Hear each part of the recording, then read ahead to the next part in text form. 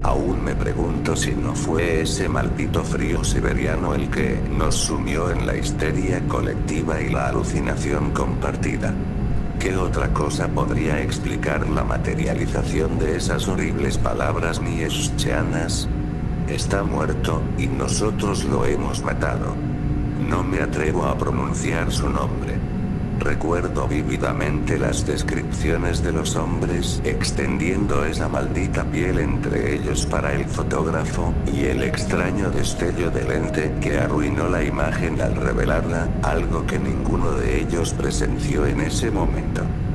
No soy un hombre espiritual, criado en una época de austeridad y ciencia, jamás me dejé llevar por la superstición ni por los adornos del mito.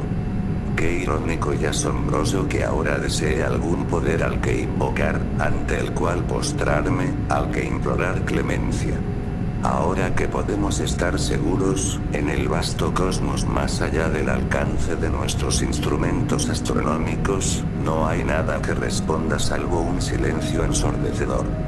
Entiendan que durante las guerras vi cosas que ningún hombre debería ver, y de hecho, creía que ningún hombre podía verlas. Recuerdo una fotografía con un parecido asombroso a la que he mencionado, y aunque no presencié la terrible experiencia, me la relataron después con detalles espeluznantes, y me mostraron la evidencia física, grabada para siempre por algún fotógrafo perturbado. Fue un acto nacido de la guerra de continuación, y nuestros hombres se encontraron tras las líneas enemigas, desesperados. Puedo comprender por qué actuaron movidos por un instinto tan bajo y voraz. Es una desafortunada reliquia de nuestro pasado primitivo, a veces presente en momentos de inimaginable angustia. Pero ¿por qué eligieron capturar ese momento, como para inmortalizarlo, congelarlo tan sólidamente como el infierno finlandés que los rodeaba? Lo desconozco. En la fotografía, extendida entre varias ramas y tensada por la mano de algún soldado oculto, se veía la piel de un antiguo camarada. El efecto era como las pálidas alas de un ángel, o como un murciélago monstruoso, demasiado humano, que se animaba entre los árboles. En un carro cercano se colocaron los restos restantes. Un trozo de pierna, una mano congelada y, lo más terrible de todo, la cabeza de un hombre traicionado por sus compañeros, con los ojos cerrados al frío intenso como si durmiera. No debía de tener más de 20 años. Estas y otras atrocidades que presenció durante la guerra, pero que ahora parecen un recuerdo lejano, son vestigios de una época más inocente. Recuerdo esas imágenes espantosas de la barbarie humana solo porque palidecen en comparación con las que obtuve en aquella expedición. No habíamos viajado a aquel país inhóspito con ningún propósito concreto. Un colega, Richard Tatter, había propuesto una hipótesis de lo más absurda, pues era tanto un hombre de ciencia como de educación católica, creencias que nunca lo abandonaron, ni siquiera cuando alcanzó gran renombre como geólogo e historiador. Ambos éramos veteranos de las guerras y tuvimos la desgracia de vivir para presenciar los primeros estruendos de una tercera, que comenzó en algún remoto país del este y que prometía ser peor que las anteriores. Me reveló su creencia, pues era exagerado llamar la hipótesis comprobable, de que Dios había abandonado a la humanidad a su suerte, como lo demostraban la sucesión de guerras y la aparición de horrores como el gas mostaza y la bomba atómica. Le pregunté en broma a Richard qué hacía Dios entonces con todo su tiempo infinito, si no era velar por el panorama de la Tierra. Donde esperaba una respuesta jocosa, la mirada de mi compañero se ensombreció y guardó silencio. Sin mediar palabra, sacó de su escritorio un librito mugriento, como el diario personal de algún rústico pionero. Al abrirlo frente a mí, reveló un texto minúsculo y apretado, de contenido indescifrable. Le pregunté qué idioma proponía. El idioma de Iu, del cual he pasado el último año traduciendo fragmentos, parece seguir alguna antigua variedad de sánscrito, con esporádicos ejemplos de griego, latín e incluso ruso moderno. Lo descubrí durante un estudio geológico para las centrales hidroeléctricas del río Ankara, en una cabaña remota con mobiliario escaso y tosco. Créanme, ningún hombre viviría allí y prosperaría, y mucho menos sobreviviría. Nada en los alrededores mostraba las herramientas características de un trampero. Ni siquiera había un fogón para cocinar, ni una cama. Era árido, pero claramente mantenido y de construcción sólida. Pero escúchenme ahora. En un año solo he traducido una frase de las aproximadamente 400 páginas. Una frase entre esas líneas de prosa estrechas y exasperantemente condensadas. Decía, me esconderé. Y la firma al final de esta extraña novela, en inglés inconfundible. Y lo que más parecía inquietar al pobre Richard era el evidente estado de finalización de las memorias, cuyos detalles seguían siendo un misterio para él. Su extraño comportamiento durante el último año no había pasado desapercibido para mí, pero lo había atribuido simplemente al estrés de un investigador sobrecargado de trabajo y a los achaques de la vejez. Y sin embargo, allí seguía, negándose a ceder en cuanto a la autenticidad de su obra. Que era real, podía dar fe de ello. Que alguien había firmado esas iniciales tan peculiares, estaba de acuerdo, pero llegar a afirmar que el mismísimo señor la había escrito, era un disparate de lo más perturbador. Pero Richard no se dejaba convencer. Decidí tomarnos un tiempo libre, con la esperanza de que otro viaje a aquella cabaña, sin duda deteriorada por la intemperie, le ayudara a relajarse y a recuperar la lucidez. Con ese plan, partimos hacia Siberia, recorriendo parte del ferrocarril Baikal-Amur, una gran maravilla de la ingeniería iniciada por hordas de prisioneros de guerra alemanes y japoneses, y terminada años después por las manos de jóvenes rusos. Richard jugueteó inquieto con su maldito libro durante todo el viaje, como si aún pudiera extraer alguna información de sus divagaciones. Evitó el paisaje que atravesábamos, pero en un momento dado hizo una extraña observación. Si el permafrost se derritiera, las vías y el tren condenado se hundirían en las turberas. No dio ninguna explicación y permaneció en silencio hasta que emprendimos la parte a pie de nuestro viaje. De aquella fría y silenciosa caminata, poco puedo decir.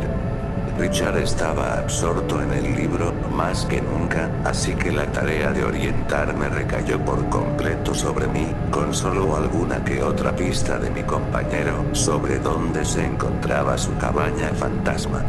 Por una extraña intuición o suerte, nos condujo al lugar sin apartar la vista de la lectura, y allí estaba la cabaña. La nieve la cubría casi por completo y nos pusimos a cavar un sendero hasta la única puerta, una tarea en la que Richard no flaqueó. Entró con fervor y determinación, y su descripción anterior resultó ser cierta. La única habitación no contenía nada de importancia, salvo un taburete y una mesa de construcción deficiente. Si Richard había esperado encontrar al Señor Todopoderoso sentado en su trono, rodeado de querubines cantores, se llevó una gran decepción. Pero no mostró ningún atisbo de desesperación. Que la cabaña estuviera allí le pareció prueba suficiente, e insistió en sentarse en aquella fea mesita y seguir examinando el libro, como había hecho durante el último año. No le planteé mucha pega, con la esperanza de que una hora de reflexión pudiera sacarlo de su ensimismamiento, pero mientras tiritaba afuera, me preocupaba cada vez más por aquel hombre. Tras una hora, según mi reloj, salió de la desolada morada con los ojos desorbitados, y por un breve instante le temí. «Los cuadernos», exclamó. «Dame los cuadernos». Habíamos traído, entre los artículos más prácticos, nuestro material escolar habitual, papel y bolígrafos en abundancia. No pudo esperar a que registrara las mochilas y las abrió con avidez, arrojando cosas a la nieve sin miramientos hasta dar con su botín. Acto seguido, regresó al escritorio sin siquiera cerrar la puerta. Con una reticencia que jamás comprenderé, pero que ahora sé que estaba más que justificada, me acerqué a él por detrás. Sus hombros y el brazo que sostenía el bolígrafo se estremecieron, como si hubiera sufrido un ataque o como si el frío le hubiera afectado. Lo llamé por su nombre, pero no respondió.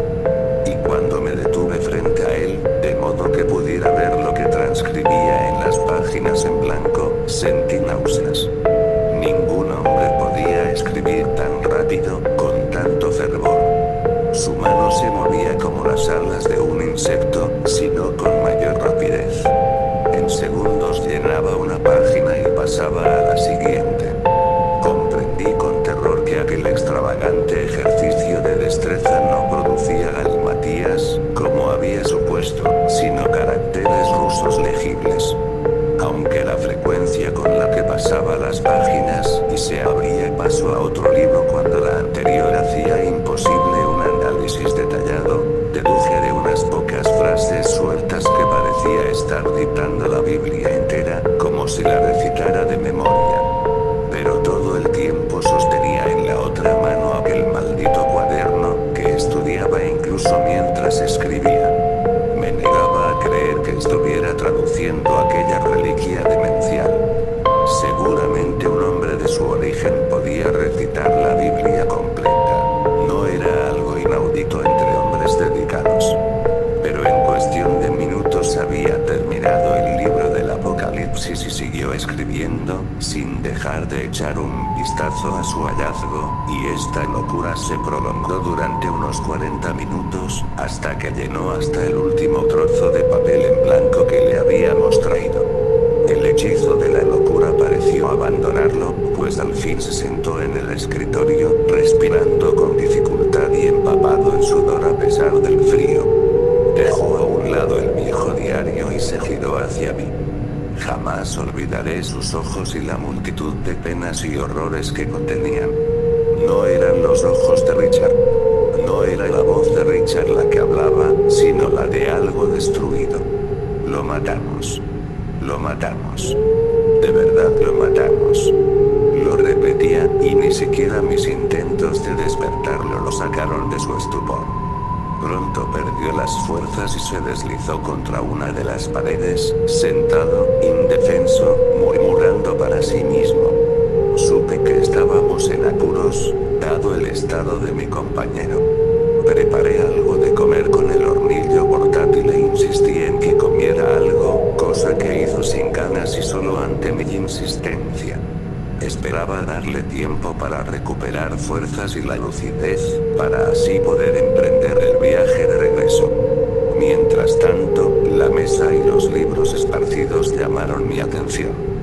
No quería alimentar sus delirios, pero conjeturé que tal vez sus divagaciones contenían alguna clave para su repentino estado maníaco.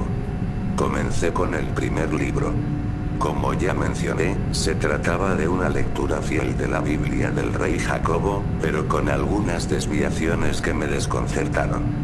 No soy teólogo, pero incluso mi conocimiento superficial del texto me indicó que esta traducción contenía añadidos, algunos párrafos enteros que ninguna Biblia incluía. Estas adiciones y divergencias abarcaban desde alteraciones importantes del texto original hasta pasajes completamente nuevos, que añadían detalles o incluso contradecían los capítulos. Y así sucesivamente, hasta que parecía que ninguna página había sobrevivido sin cambios. No pude soportarlo más y pasé al libro del Apocalipsis, cuyos detalles, ya de por sí extraños y espantosos, habían adquirido un terror y una claridad insondables. Más allá de esta traducción, comenzó lo que supuse era un diario en primera persona. Empezaba con yo soy y relataba una historia increíble, como una oscura mitología olvidada. Que esas palabras hubieran nacido de la imaginación de Richard me repugnaba. Parecía que se había convencido de estar traduciendo las mismísimas memorias de Dios encarnado, quien había descendido de los cielos, tomado forma mortal como su hijo, y se había ocultado en los bosques, tan lejos del hombre como le fue posible, para dejar constancia de su creación bastarda y luego olvidarla. A continuación, siguieron descripciones tan vívidas de locura que me pregunté si no habría imaginado yo mismo aquella lectura espantosa. Describió cómo los ángeles eran hervidos en una gran sopa y consumidos antes de su partida, para no tener que darse un festín con los animales o las plantas del mundo. Relató con detalle la agonía de tomar forma física, la condensación de su totalidad en una sola entidad, que tardó años en asentarse en una forma satisfactoria. Describió aquellos años como un vagar líquido, un fantasma de niebla sangrienta y efluentes incipientes que rondaban los bosques. Habló de las guerras con tal apatía y desapego que me pregunté cuán cruel debía ser una persona para describir el sufrimiento con tanta insensibilidad. A medida que avanzaba la diatriba, se convirtió en un desvarío excepcionalmente largo. Una y otra vez, el escritor insistía en que era inocente, completamente intachable en todos los sentidos. La degradación de su conciencia suprema a una mera masa de grasa e impulsos eléctricos lo atormentaba y parecía infundirle una especie de locura. De entre todos los hombres, elogiaba a los Hitler, los Stalin, los Gengis Khan y tantos carniceros anónimos que llenan nuestros titulares con actos depravados y atroces contra sus semejantes. Ellos tenían la llave del cielo, decía. Arrojé el libro y me dispuse a marcharme de inmediato, pero Richard se irguió de repente y me tomó la mano. Me miró a los ojos con una determinación férrea, no con la tristeza insensible que había expresado antes. Lee el resto, dijo. Lee el resto. Supuse que no tenía intención de permitirnos marcharnos hasta que le hubiera complacido, y temí el estado en que podría apoderarse de él ante mi negativa. Así pues, comencé con el último libro, y su contenido me desarmó de toda razón y racionalidad, como evidentemente había desarmado al pobre Richard a su creador. El narrador no especificó el año. Deduje, por las descripciones de los campos de trabajo, que se trataba de poco después de la Segunda Guerra Mundial. El Ejército Rojo lo encontró por pura casualidad, y enseguida supieron que estaban ante el rostro de Dios, aunque ese rostro fuera una maraña de ojos, nariz, barba y cabello desgreñado, una persona completamente deshumanizada. Los militares y científicos no lo contemplaron con admiración, sino con terror. No se postraron a sus pies para venerarlo y ofrecerle lágrimas, sino que lo ataron como prisionero y lo trasladaron a un centro. Tal era su deterioro en ese momento que no pudo resistirse. Un odio innato se apoderó de sus captores. Una repulsión primigenia hacia su descubrimiento los impulsó. Incluso los científicos encargados de analizar el espécimen, con la esperanza de que contuviera secretos beneficiosos para los soviéticos, se apresuraron en su tarea y solo se acercaron tímidamente al extraño enfundado en una camisa de fuerza, no por miedo, sino por asco. Parecía que podían extraer de él algún valor científico, y si había algo más, los oficiales lo impedían. Durante 10 años lo ejecutaron, a esa criatura de ojos vidriosos que se hacía llamar Yu cuando aún podía hablar. Sobrevivió al pelotón de fusilamiento, se retorció al final de una soga durante meses, soportó quemaduras y electrocuciones. Pero cada nueva tortura parecía minar la voluntad y la constitución del temido prisionero. Finalmente, varias explosiones de hidrógeno, detonadas en sucesión, lograron penetrarlo. Estaba como una víctima de quemaduras, y su condición era ya tan catastrófica que cuando un oficial solitario se le acercó y disparó un solo tiro con su pistola, acabó con él. Oficialmente, fue ejecutado por crímenes contra la humanidad. Temblaba y parecía perder la consciencia intermitentemente. Reuní el rigor científico suficiente para preguntarle a Richard cómo había continuado aquella narración, si su autor había sido atado y maltratado de esa manera. Richard respondió sin pasión. Le permitieron seguir escribiendo, documentar todo lo que le infligieron, y escribió hasta el final, hasta que detonaron la primera bomba y le quitaron el diario. Entonces supo que iba a morir. Solo puedo especular sobre lo que habrá sido de Richard desde aquella terrible excursión. Ha desaparecido, y temo lo peor para él. Incluso ahora dudo de mi recuerdo de los hechos, sin un único testigo que lo confirme. Consulté con un amigo personal que ocupaba un alto cargo en el ejército, y él simplemente se rió de mis vagas preguntas, y no lo culpo. Por supuesto, tal locura no ocurrió, y si por alguna inexplicable casualidad hubiera ocurrido, no habría ningún registro de ello. Antes de huir, Richard se llevó consigo el diario y sus supuestas traducciones, y nada del suceso queda excepto lo que escribo ahora. En verdad, pensé en enterrarlo todo en los rincones más recónditos de mi mente, aceptarlo como la triste decadencia de un hombre que alguna vez fue orgulloso. Pero una cierta sospecha persistente, que ronda los confines de mi vieja imaginación, me obligó a guardar esto para la posteridad, aun cuando sospecho que tal acción pronto será inútil. Perdonadme esta digresión filosófica, inusual en mí, pero quizá apropiada para la conclusión de esta narración. Si aquello que no nombraré fue asesinado por crímenes contra la humanidad, y nuestro mundo aún persiste, ¿acaso esa paradoja no nos lleva a la conclusión de que nos hemos librado de un gran mal, desconocido, que nos ha asolado desde el principio de los tiempos? ¿No deberíamos vislumbrar una nueva era, como proclaman aquellos jóvenes esperanzados en sus canciones? Si se elimina la fuente, ¿de dónde surgen entonces los nuevos terrores? ¿Por qué el mundo no se dispersó simplemente como Richard? ¿Y por qué, al acostarme por las noches y contemplar el vacío infinito en las tardes despejadas, mis ojos, cada vez más débiles, perciben menos estrellas con el paso de los días? Ya lo habíamos encontrado. Dios ha muerto, y nosotros lo hemos matado.